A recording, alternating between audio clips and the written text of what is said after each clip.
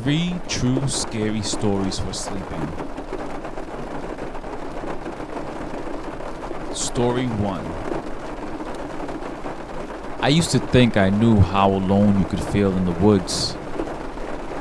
You spend enough nights camping by yourself, you get familiar with every creek groan, every owl call, every branch snap that gets smothered by the rain.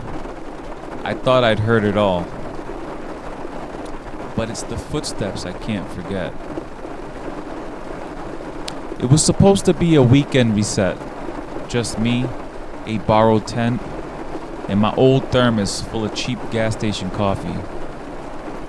Late September, Smokies, drizzle in the forecast, but nothing heavy. Perfect for staying tucked in my sleeping bag, listening to the world breathe. I picked up a primitive site, just a clearing off an old trailhead, half a mile from where you park. One rusty fire ring, an ancient picnic table, and enough downed limbs for a good blaze before bed. It rained on and off while I set up. You get used to the patter. It becomes background music. By dusk, I had my cheap dome tent staked down under a big hemlock and a fire snapping low, fighting to stay alive in the mist. A good book, instant noodles, and the last of the coffee gone cold. Simple. I remember crawling into my bag while the drizzle turned steady. A steady rain on a tent is like a lullaby.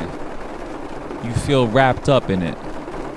The nylon skin rattles, but you know you're dry underneath. I must have drifted off within minutes. Book face down on my chest, flashlight flickering against the mesh. I woke up because the rain changed. It didn't stop. It just shifted. Muted.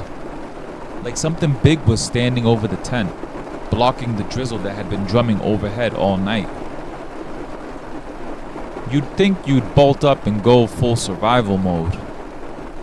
But when you're half awake, your brain takes its time connecting dots. At first, I thought maybe a branch fell. A bear, maybe.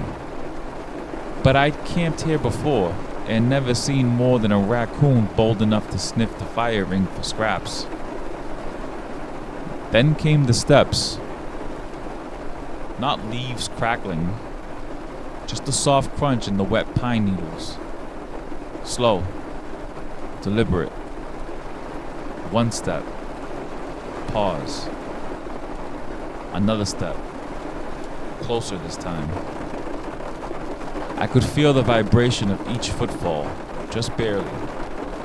Like someone testing how close they could get before the rain noise swallowed them up. I reached for my flashlight, still lying by my hip. I thumbed it on. The beam bounced off the nylon walls, throwing shaky shadows around me. No holes, no tears. I told myself it was fine. Whatever it was, it couldn't get in unless I let it. The steps circled the tent once. Soft, wet. Someone in boots or heavy shoes, but definitely not a deer. My mouth went dry as I strained to hear more. For a few heartbeats, the rain roared loud enough to hide everything, like the storm was trying to smother the footsteps for me. But then they came back, right behind my head this time, on the uphill side of the site. Crunch, stop, crunch, closer. Then he whispered, so low I thought it was the wind at first. You awake in there? My breath caught. I didn't answer. Every survival instinct said, stay quiet. The whisper came again, a little louder. "You lost? You alone?" No threats, no cursing. Just that gentle, even tone you'd use if you were asking a kid for directions. The steps moved around the tent again, circling clockwise. I clicked off the flashlight. Stupid, I know. But I felt safer in the dark, like I could hear better without the beam bouncing around. A shape brushed the sidewall, just enough to make the nylon ripple inward. A fingertip? A palm? I held my breath so long my vision pulsed. Then came the zipper. My tent door zipped shut from the inside, but the outer fly had its own flap to keep the rain off. I heard the metal tab rattle, like someone was testing it, pulling it halfway down, letting it snap back. "You awake, friend?" The rain picked up, tapping hard on the fly sheet. Each droplet felt like a drumbeat counting down to whatever was next. I gripped the flashlight in my fist, wishing I'd brought something heavier. A hatchet, at least. Another whisper, this time right beside my ear, through the mesh. "Let me in, just for a minute. It's so cold out here." I squeezed my eyes shut, pressing my hand over my mouth so they wouldn't hear my breath. A finger traced a line down the nylon, from the top corner to the bottom. Slow enough I could see the outline against the beam of my dying flashlight. Then it stopped. No more footsteps, no more whisper. Just the rain hammering down so hard I couldn't hear my own heartbeat anymore. I stayed like that till dawn. Knees to my chest, one eye cracked open every few minutes to make sure the zipper hadn't moved. When the sun finally bled through the trees, I unzipped the door and stuck my head out. Nothing. The clearing was empty. No footprints in the pine needles, just my own muddy tracks from the day before. But on the outer fly, where the condensation had pooled overnight, there was a smudge.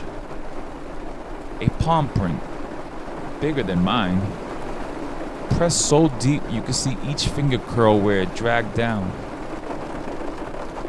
I packed up in 15 minutes. No breakfast, no coffee, no second guesses. Some things don't want to break in. They want you to open up. I've camped since. Different states, different clearings, always solo. I still love the rain. But now, every time it drums the roof of my tent, I wonder if I'm alone in there, or if something's out there, circling, just waiting for me to unzip the flap.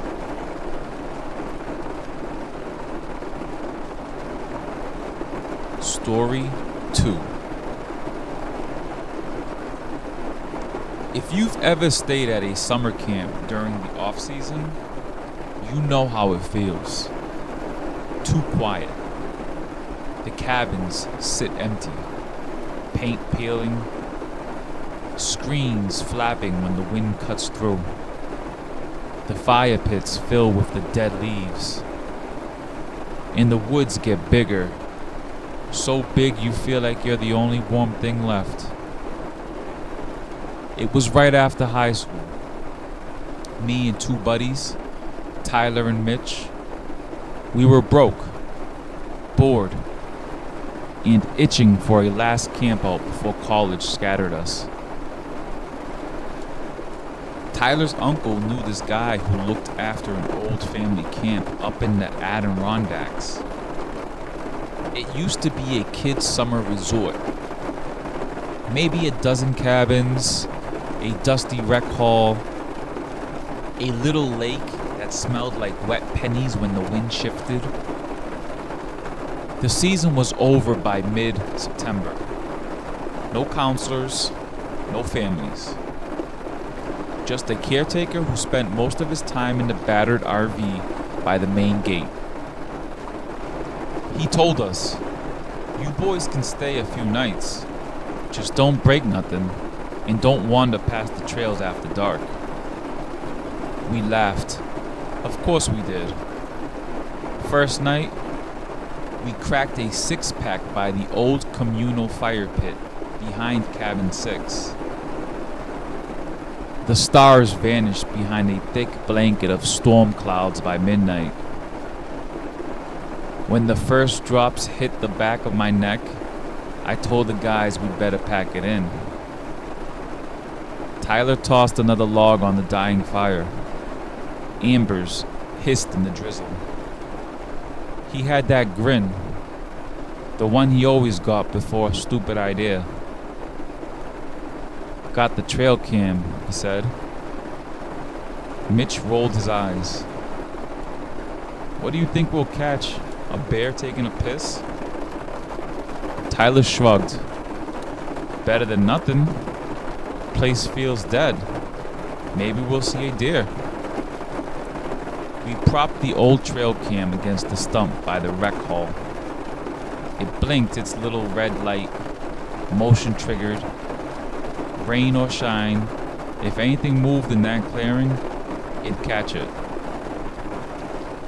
We called it a night. The wind picked up. Branches knocked the cabin walls. Somewhere in the woods, an owl hooted like it was laughing at us. Cabin 6 smelled like wet wood and mouse droppings. Tyler and I took the bunks. Mitch, the lucky bastard, passed out in the little cot by the window. Head under his sleeping bag, headphones in, snoring before I even found my pillow. I must have drifted in and out. You ever have that half dream, half awake state where your brain writes its own horror story? That's what it felt like. Rain hammering the roof, wind rattling the screens. Then, a tap. Not on the door, on the window, by Mitch's cot. Tap, tap, pause, tap. I squinted through the dark.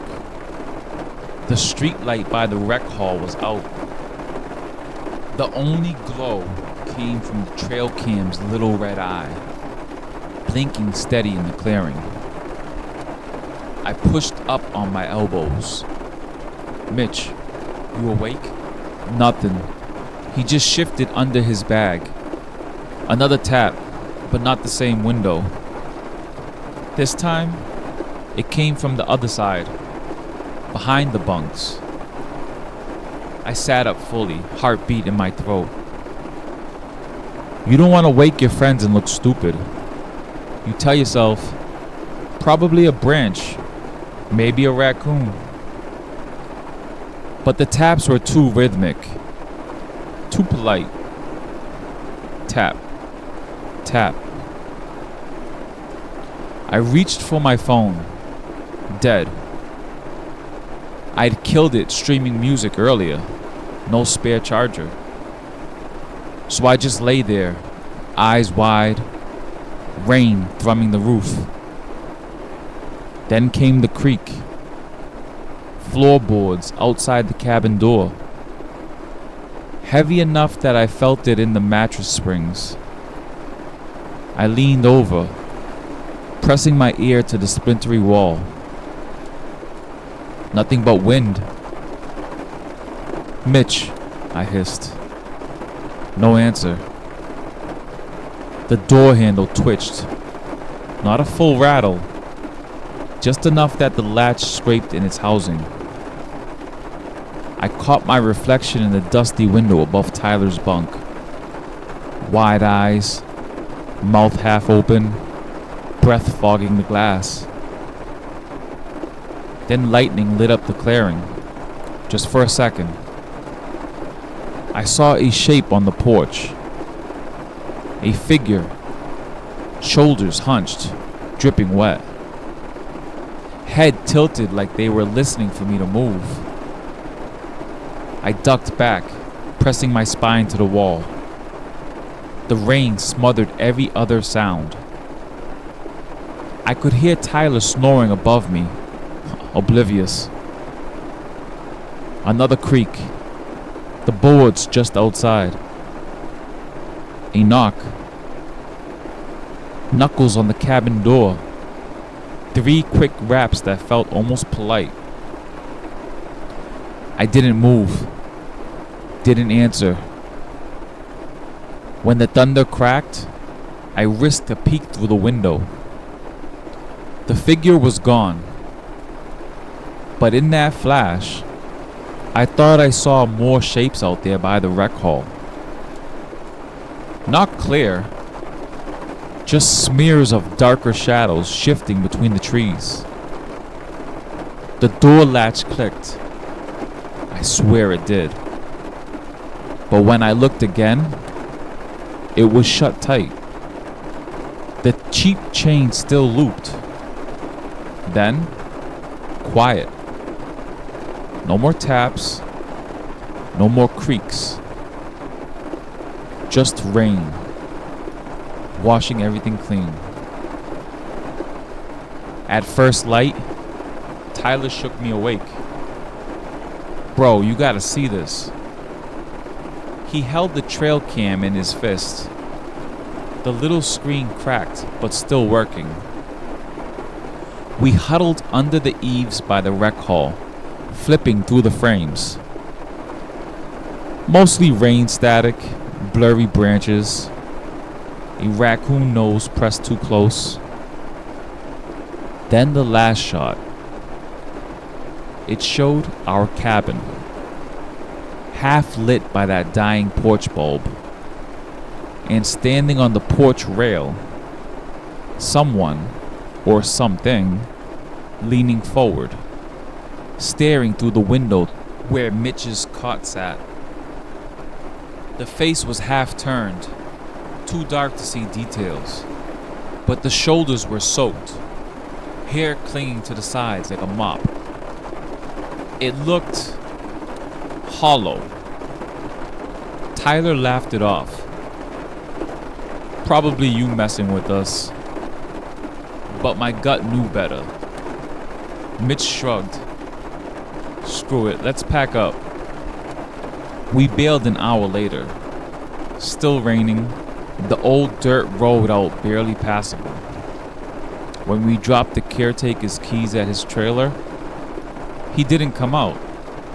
Just called from behind the sagging door. You boys hear the tapping? Tyler froze.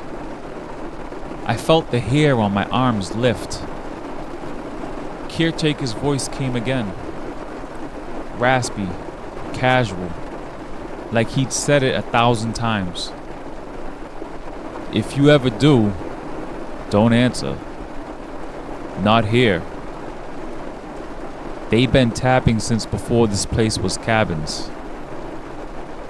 The screen door creaked, but he never showed his face.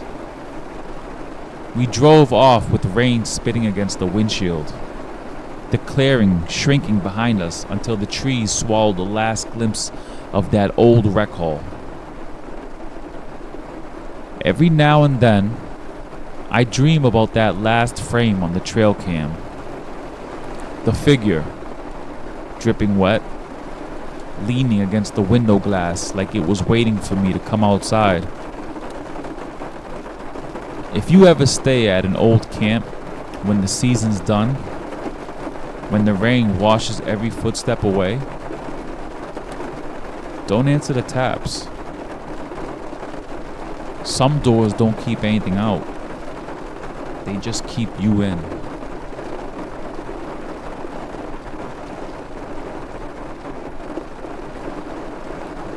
Story 3.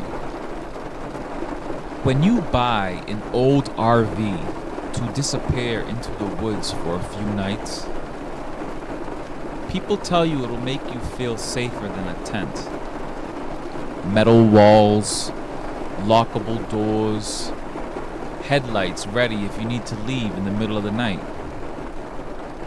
You believe it too, until the storm comes.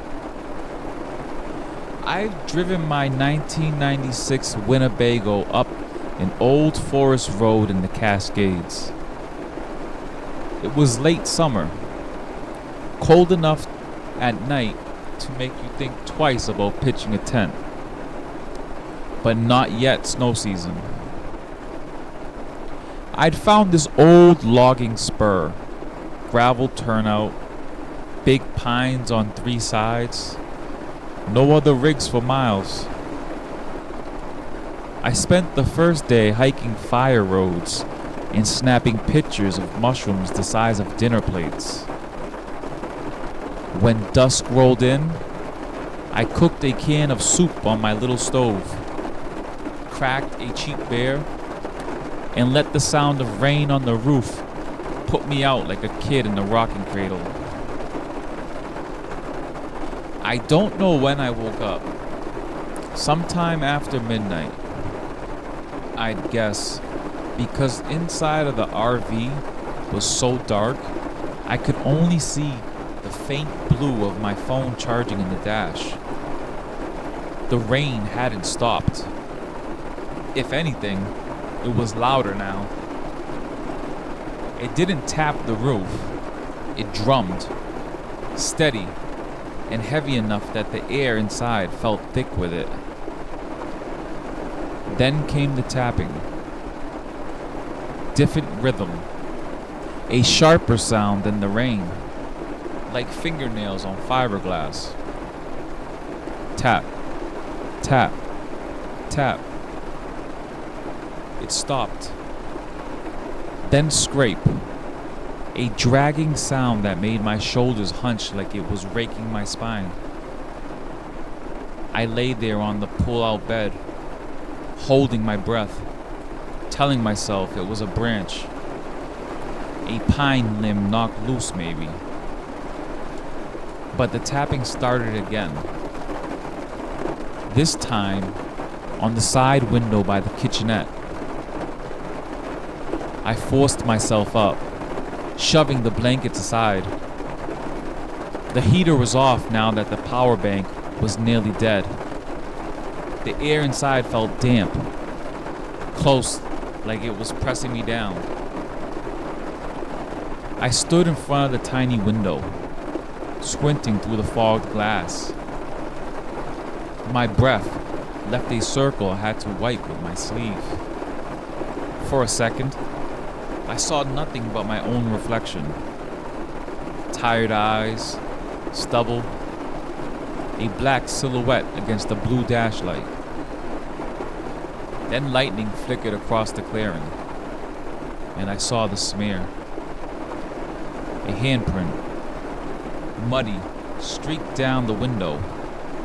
Not like someone pushed, but like they dragged their palm down, slow. The hairs on my arms lifted. I tapped the glass with my knuckle.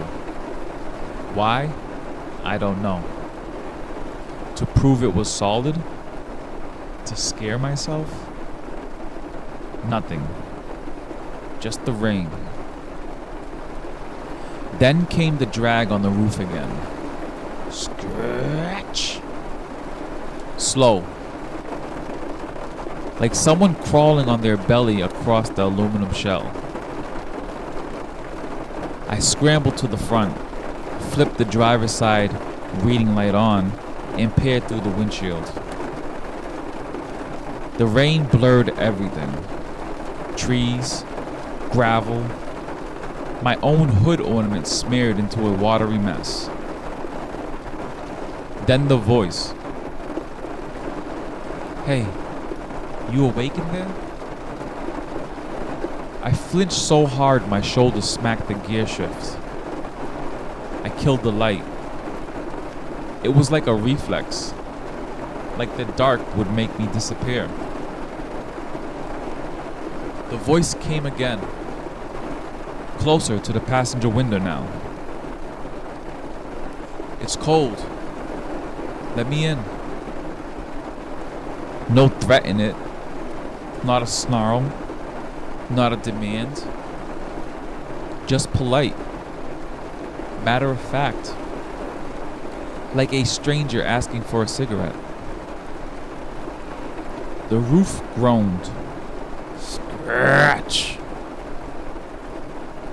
Then the tapping started on the driver's window, just inches from where my cheek brushed the glass. Tap. Tap.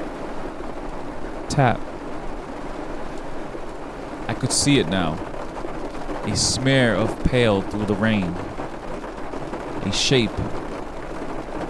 No umbrella. No raincoat. Just a person standing so close, I should have seen a face. But the porch light, the floodlights, the dash, all dead. Just the lightning every few seconds, throwing its shape across the clearing. I tried the ignition. Click. Nothing. My heart thumped against the steering wheel. I'd left the battery on overnight to charge my phone. Rookie move. I know. And now my last escape plan was dead. I forced myself to crack the window. Half an inch. Enough for my breath to swirl out. Who's there? No answer. Just the tapping. Tap. Tap. Tap. The voice slipped through like a draft under the door. Open up, friend. It's pouring out here. A flicker. My dome light sputtered to life for a heartbeat. The clearing was empty. No one at the window. No one on the gravel. But the roof creaked overhead. The drag again. Imagine bare knees scraping the metal, palms flat, head tilted sideways to peek in through the vents. The next knock wasn't on the window, it was on the door. The side door, where the steps fold down. Knock, knock, gentle, patient. I leaned back against the driver's seat, pressing my palms to my temples like I could squeeze the voice out of my ears. Let me in. Just a minute. It's so cold out here. I could see the handle twitch. Just a tiny tremor. The kind you might mistake for wind if you didn't know what you were listening for. But the rain wasn't strong enough to do that. I remembered the emergency battery I kept under the sink. It was a piece of junk, barely strong enough to jump a mower, but maybe enough for the ignition. I dropped to the floor, crawling past the kitchenette, trying not to bump the cabinets. Tap. I froze. A new sound. The back window. The one by my bed. Tap. Tap. Tap. They were moving all around me, circling the RV like they owned it. I flipped the latch on the battery box. My fingers felt thick, clumsy. The plastic snapped against my knuckles. Outside, the dragging on the roof stopped. Silence. For the first time all night, the rain felt loud. So loud, I almost missed the last word. Coming in now. My hand slammed the lock on the side door. I didn't care how stupid it looked. I checked it twice, then 3 times, like a kid terrified of the boogeyman. I never saw a face that night. Never saw feet, or eyes, or hair. Just smears. Muddy handprints across every window by dawn. Battery fired the rig up just long enough for me to roll down the logging road. Windshield wipers dragging mud in streaks so thick I could barely see. When I washed the rig a week later, I found a perfect palm print on the roof vent, upside down, like whoever left it was hanging there, peering in while I pretended I was alone. They say you're safer in an RV. Walls, locks, the option to drive away if something goes wrong. But when you're 10 miles off a fire road in the middle of a storm, alone, battery dead, roof creaking under a stranger's weight, you realize it doesn't matter how thick your walls are. All it takes is you unlocking one little door. I still camp in that Winnebago, but every time it rains, I lie there in the dark, staring at the ceiling, wondering if tonight's the night I hear that tap again.